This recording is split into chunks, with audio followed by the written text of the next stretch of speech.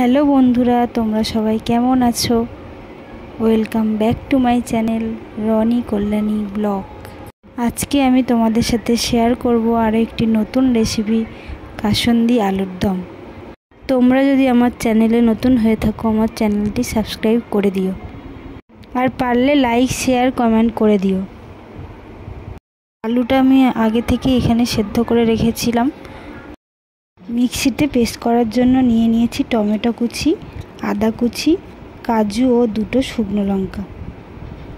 Paste করা হয়ে গেছে।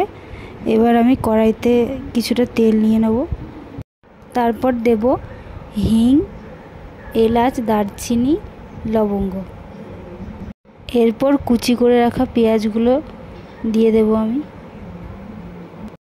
পেঁয়াজটা একটু লাল লাল হয়ে গেলে পেস্ট করা মশলাগুলো দিয়ে দেব। তোমরা এই আলুর দমটি বাড়িতে বানিয়ে দেখো, খেতে খুব সুন্দর হবে। তারপর আমি হলুদ গুঁড়ো, লঙ্কার গুঁড়ো আর স্বাদ মতো নুন দিয়ে দেব। এবার ভালোভাবে কষিয়ে নেব মশলাগুলোকে। আমি এখানে একটু কাশ্মীরি লঙ্কার গুঁড়ো, সামান্য চিনি অ্যাড করেছি কালারটা ভালো আসার জন্য। এরপর আলুগুলোকে দিয়ে দেব। আলুগুলোকে মশলার সাথে ভালোভাবে কষিয়ে নেব।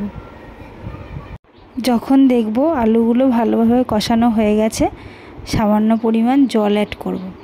এরপর আমি 10 মিনিট মতো ঢাকা দিয়ে গ্যাসটাকে লো ফ্লেমে করে রাখব। এবার একটু ফুটে গেলে কাসুন্দি দিয়ে দেব।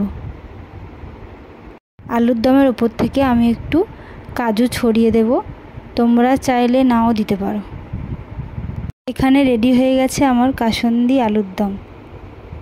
বন্ধুরা, কেমন লাগলো আমার এই রেসিপিটা? আরও নতুন নতুন ভিডিও দেখার জন্য আমাদের পাশে থেকো।